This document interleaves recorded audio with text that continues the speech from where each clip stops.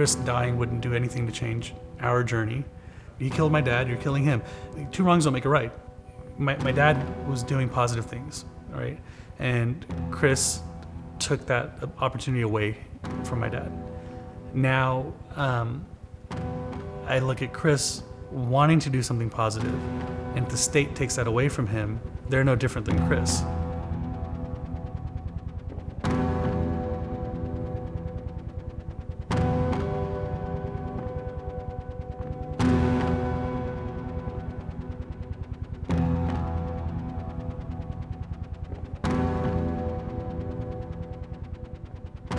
What are your hopes, if you could just kind of summarize your hope for clemency? I feel like the governor should listen to me because I'm the victim's son. I'm forgiving the man that's alive today who's remorseful and wants to change other people. I can't forgive or forget Chris Young from 14 years ago. I look at death row as saving my life.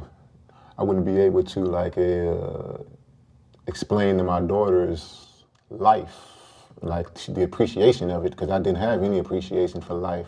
Even if he wasn't remorseful, there was no positive aspect of him being executed.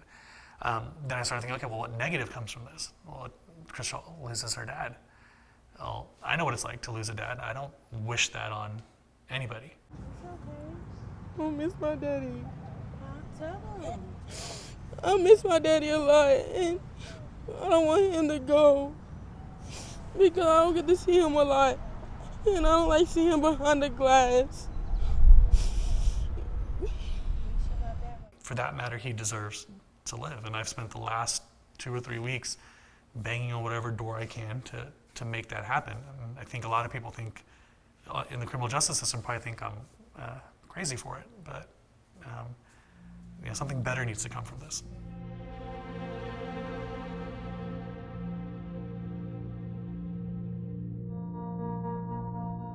They put me on the phone, and the officer said, "Oh, there's been a robbery, and your dad's hurt." And I'm like, okay, well, where is he? What hospital? Like, what's going on? And then he paused, and I yelled at the police officer, and he said he didn't make it. And so then I remember dropping the phone and falling on the floor. My sister walked out of her room, and she just came over to me because she knew.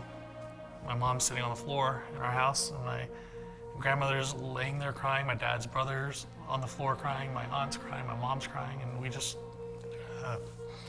ran to her. Unfortunately, I saw my dad's murder on video, I want to say a day or 2 days after, because SAPD couldn't watch the tape. And so they brought it to the store and asked if they can watch it. And instead of leaving, I stood there and watched it. And so I actually remember it more than I want. I had a lot of anger. I remember not even wanting to look to my left when I was on the witness stand, not even wanting to acknowledge any of Chris's family. And what were your feelings on the death penalty at that time? I thought it was great and couldn't come fast enough.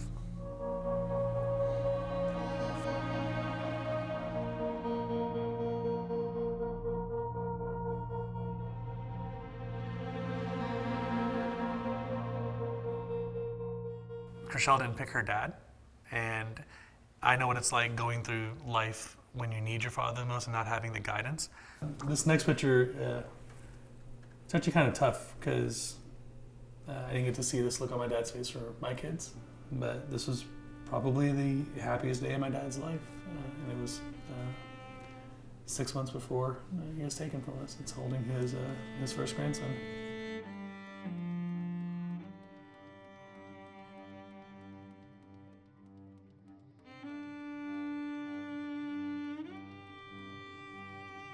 So how has that just influenced your decision for clemency? Chris has to live for his kids so that he can support them. Even though it's from prison, it's support. Crishelle can go to Huntsville and talk to her dad if she's having a bad week. I can't, and I don't want her to have those days where you can't turn to somebody, or you can't turn to your dad specifically.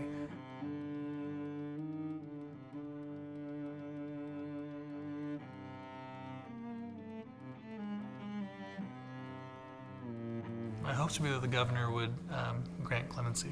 My hopes are actually that the 7 pardon and paroles members would suggest clemency and that the governor would actually offer it. I feel like the governor should listen to me because I'm the victim's side. The victim's family is saying, look, we don't want another family to go through this lifelong healing process because you can't heal from this.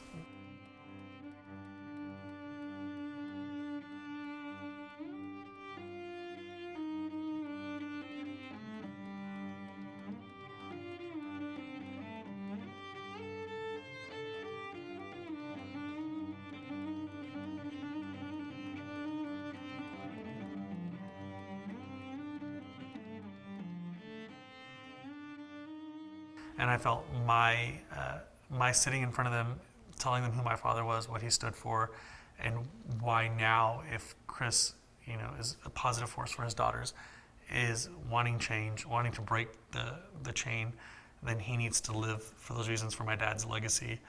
That's a better outcome than Chris being executed.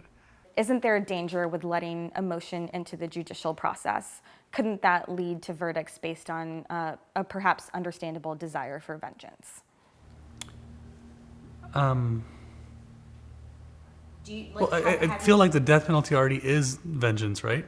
So you're already giving someone that satisfaction. No one's saying let people out and run free and let them do whatever they want to.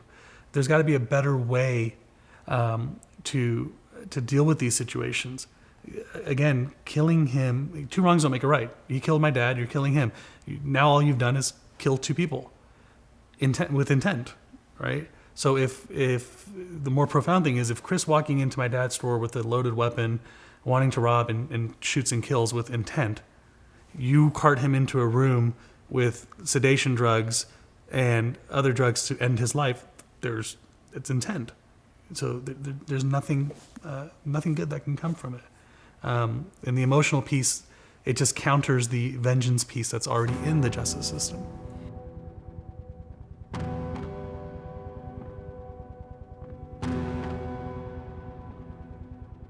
That day that I took that man's life, I took Hash's life, I wasn't trying to kill Hash. Circumstances just went wrong, and I wish to this day now that I never went into that store. And so I really wanted to apologize for doing that. I lost a father when I was young, and so I understand how it feels to lose a father, and it's all my fault. I really haven't ever had a chance to really apologize to my family either, because although I thought I was being protective of them, I really hurt them too.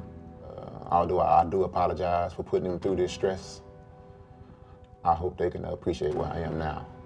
I miss my daddy a lot, and if I don't get to see him no more, I'm not gonna have a dad to see.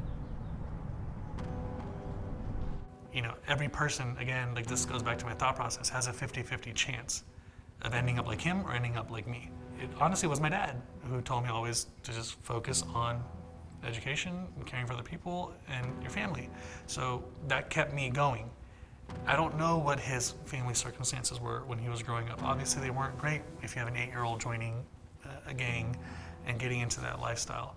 I really believe that if he would have had the guidance he's gotten in the last 10 years, at the time that his dad was murdered, he may not have killed my dad. He may not have been the person that he is. It's just, I don't want to take that chance on his daughter, actually.